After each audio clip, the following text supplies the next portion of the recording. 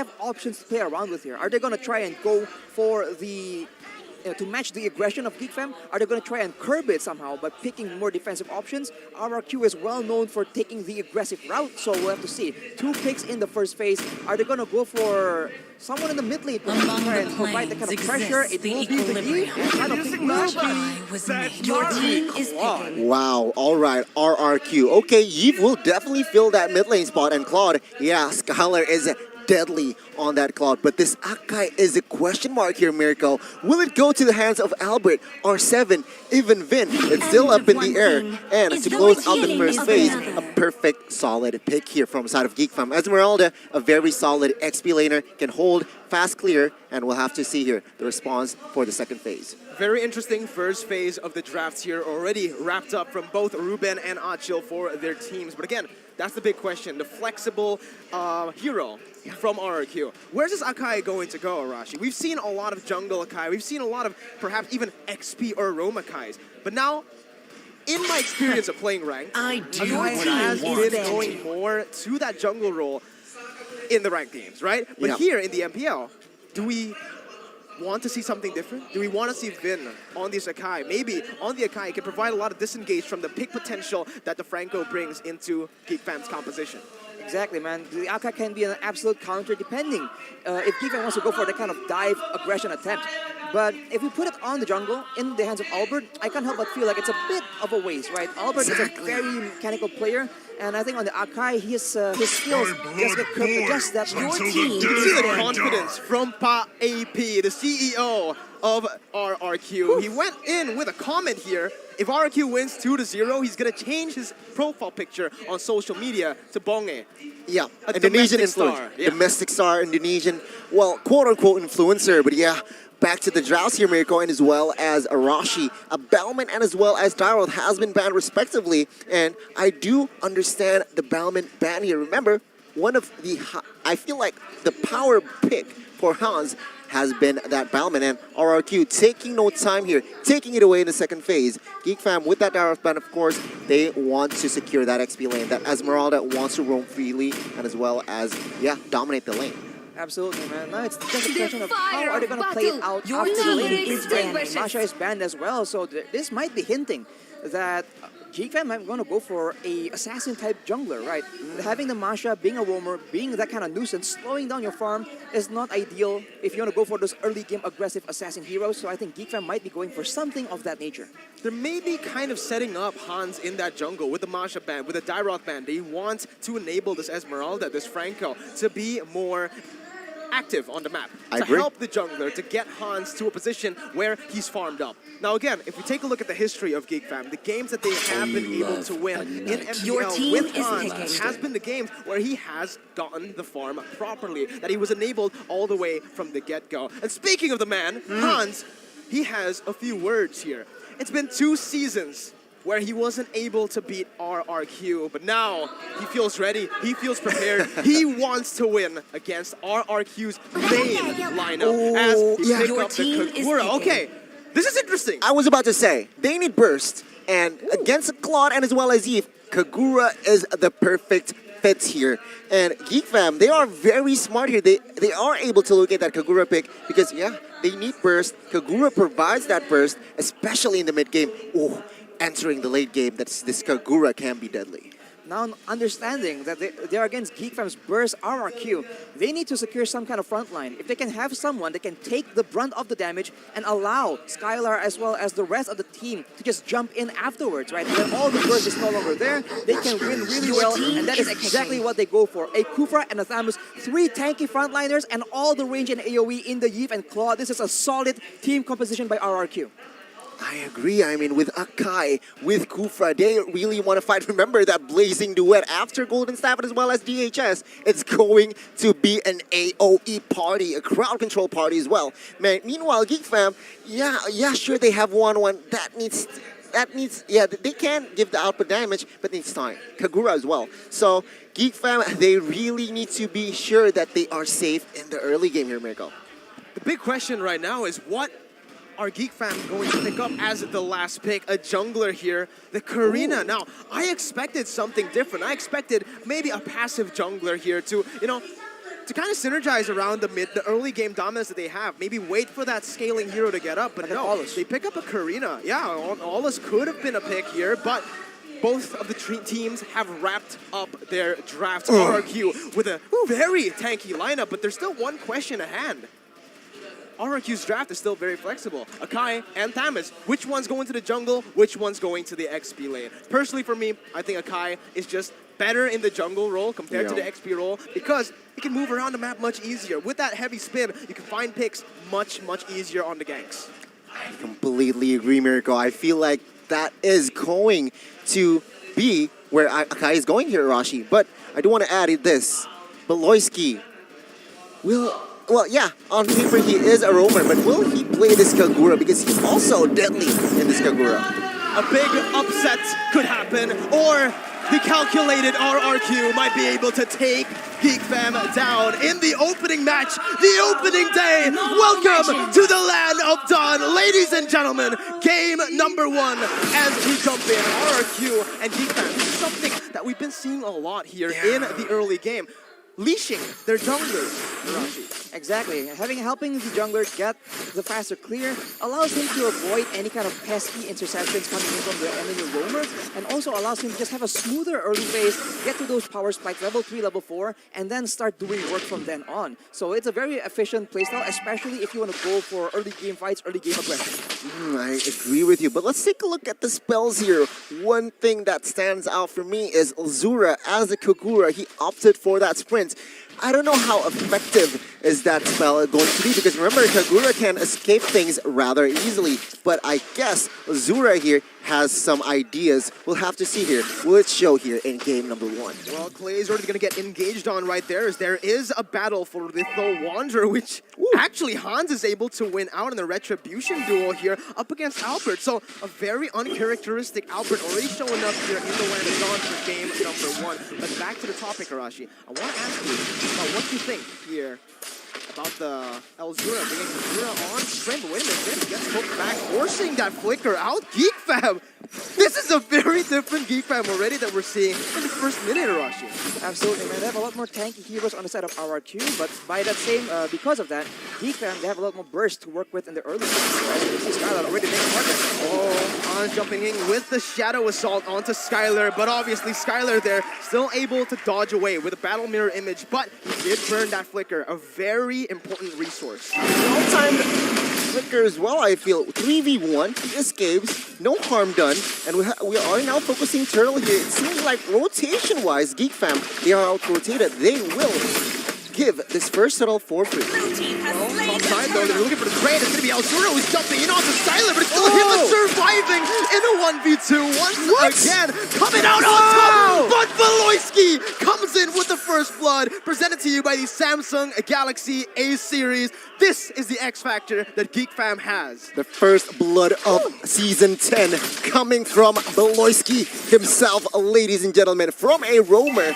And now, let's go back to the game. As of right now here, economy-wise, of course, it's quite even. But, yeah, Turtle was slain by the side of RRQ, also presented to you by Samsung Galaxy A series here. We'll have to see here, can RRQ expand their objective lead? Right, in terms of objectives, that's for sure what they're trying to do. So Geek Fam, they have to try and get these kickouts, right? Because once the fights evolve into those messy 5v5s, RRQ will have the advantage because they can't possibly burst down a Kupra, an Akai, as well as a Thamus, right? So they have to find a way to outmaneuver that and get advantage in the early game, as Beloyski there. Oof. Iron does not connect here. RRQ and as well as Geek Fam, they are just dancing around. Total kill points here, it's just one.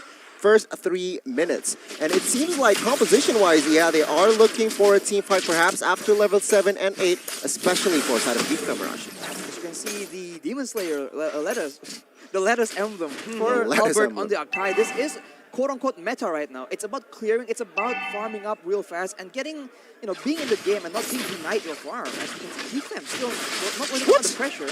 They're focusing on Skylar. A mistap by Vin. Again, very uncharacteristic here from RRQ, making mistakes in the early stage, giving this leeway to Geek Fam to take over this early game. But it is still RRQ with the slight goal lead. 300 gold lead right now, and so goes on to Purple from Hans. still able to steal that away, but it is another big battle spell used up by Geek Fam that will enable Orange to pick up the turtle for free. Meanwhile, top side, Bloody Hunt there, going to be popped by Beloyski, and that's going to be the kill onto Vinny's 1 HP. Tadera comes in and picks it up, a 1-for-1 trade. A good mirror strategy coming from the side of Geek Fam. Communication-wise also was there. Yeah, Hans has no retributions, so let's find a pick off top side. There was a roamer inside, and they just went ham. Of course, it will be Geek Fam with 2 kills. Beloyski looking for the hook, getting Clay, bringing it back onto Hans with the Shadow Assault, but Clay finds the escape with his sprint. Skylar on the top side, he needs to be careful here. He is actually getting bullied a lot by Chadera. Absolutely, man. But you have to keep in mind that the gold lead, right, isn't that far for Geek Fam. RRQ has been very solid in the farming department and in the objective compartment as well. They are still keeping up, and as time goes on, they will only get stronger and stronger. We see Skylar right now already with the Demon Hunter sword, but he is also itemizing for some defense. He knows he is the main target. He is trying to make sure that he can survive in these fights and actually pump out the damage that his team needs him to do. Yeah, I mean, speaking about Skylar, right, take a look at 1-1 himself.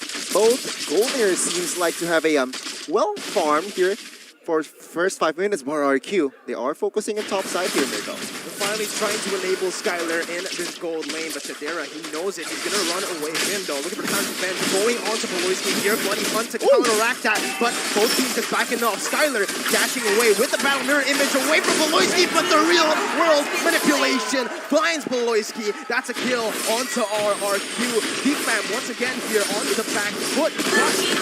Luke picks up a turret down below. Oh, yeah, Geek Fam, they are winning a turns now, 1-0. But it seems like composition-wise here, again, RRQ Hoshi, they don't mind that they don't have a advantage here in the early game. But it seems like Geek Fam, they are stepping up the pace. They are starting to step up the pace here, their pace here. Well, we have to see, man. Coming into the late game, I think it's going to be a bit difficult.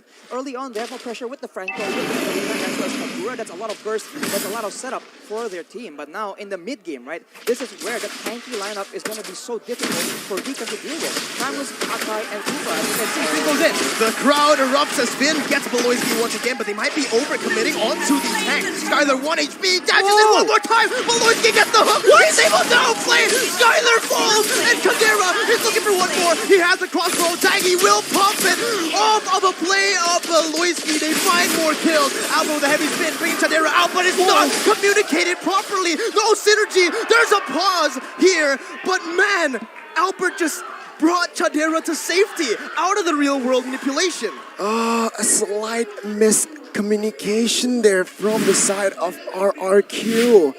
What happened there? But what a play from the side of Beloyski. Kept his composure there, even though he was, very low.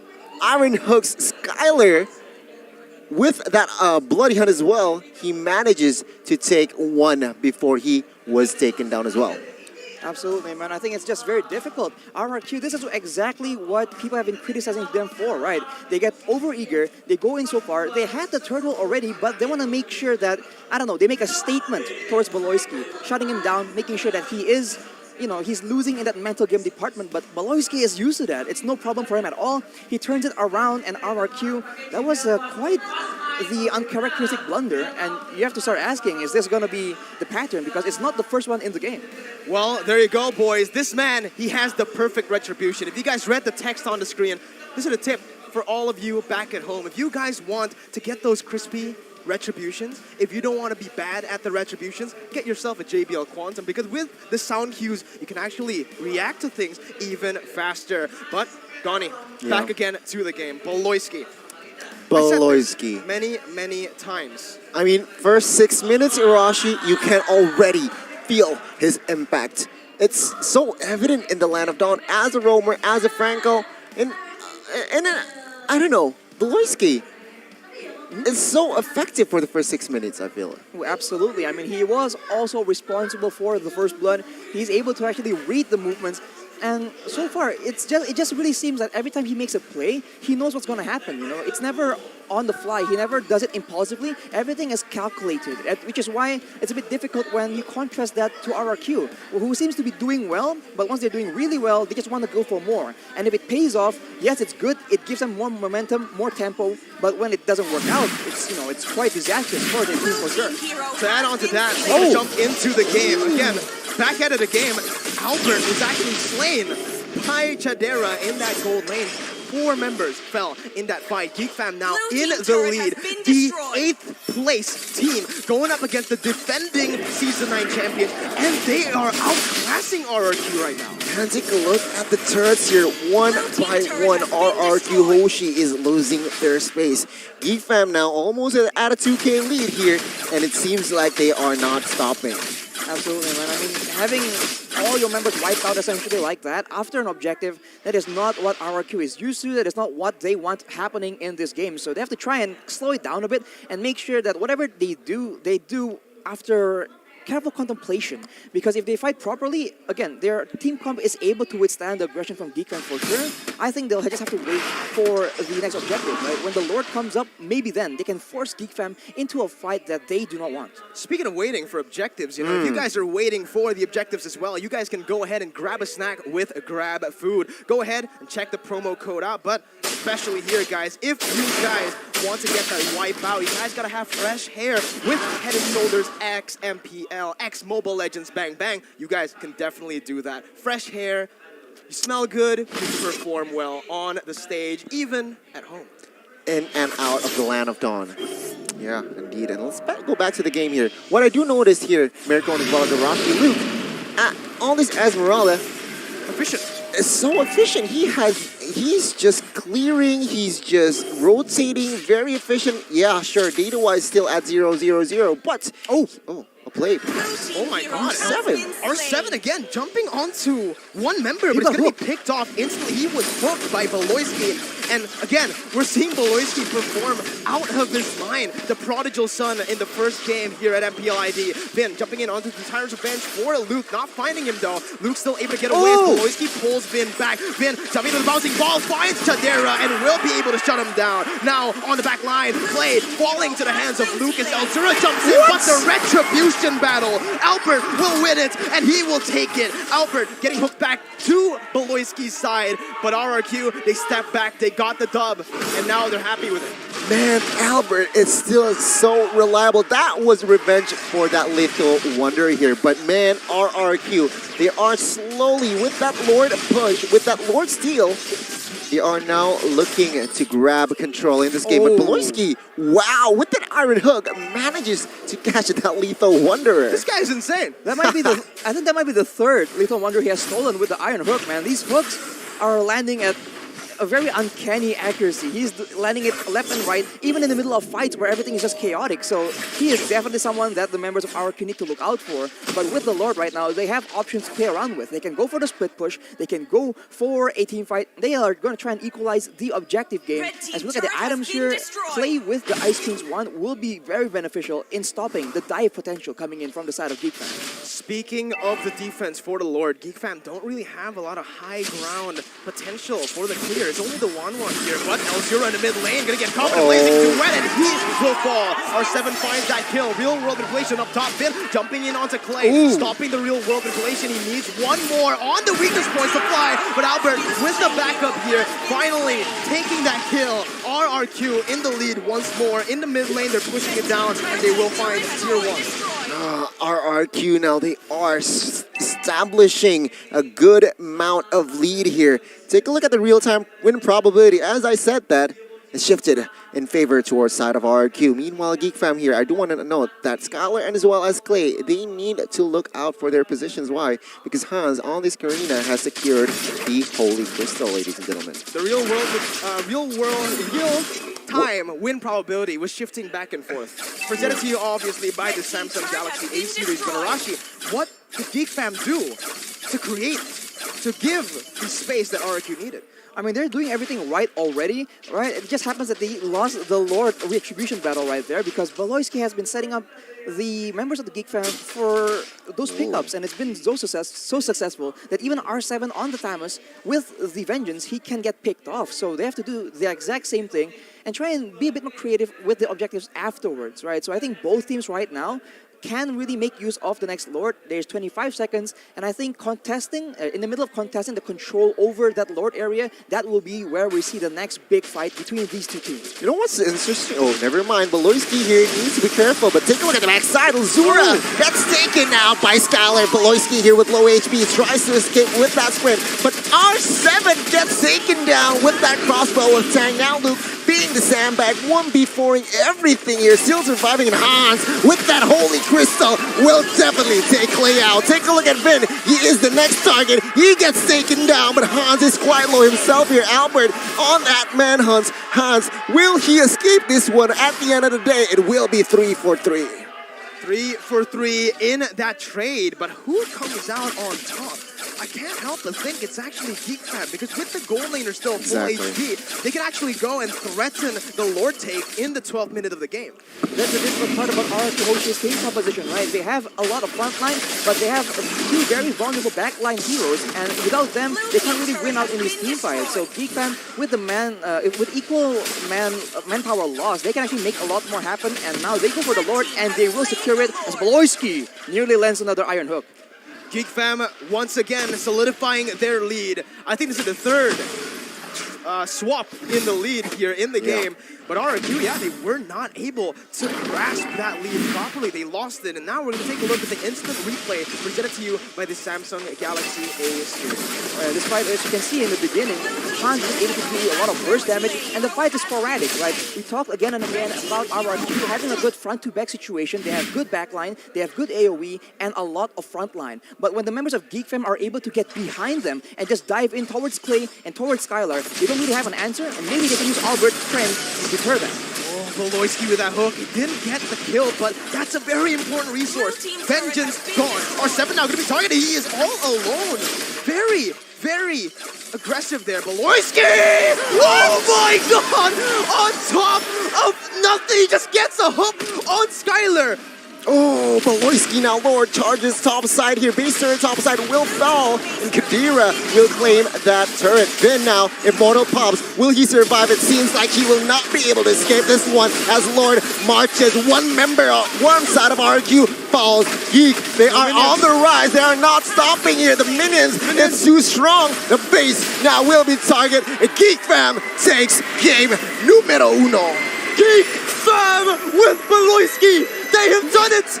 They took a game off of RRQ. 2 seasons, 2 zeros. Finally, with a change, Geek Fam have done it. Not ending the series just yet, but what a stellar performance. From the 8th place to winning a game against the defending Season 9 champions. Game number 1, and already, what a huge upset. Expectations blown completely out of the water, man. The Kings need to understand the fam is here to play. And oh my lord, all the way from the beginning, man. They show moments of vulnerability, but overall, it's solid. They have control in the early game. They know exactly how to play with their team composition, and they have shown that they can adjust to the playstyle of their opponents as well. Geek Fam, man, this is a whole different look. Ladies and gentlemen, if you remember the head-to-head history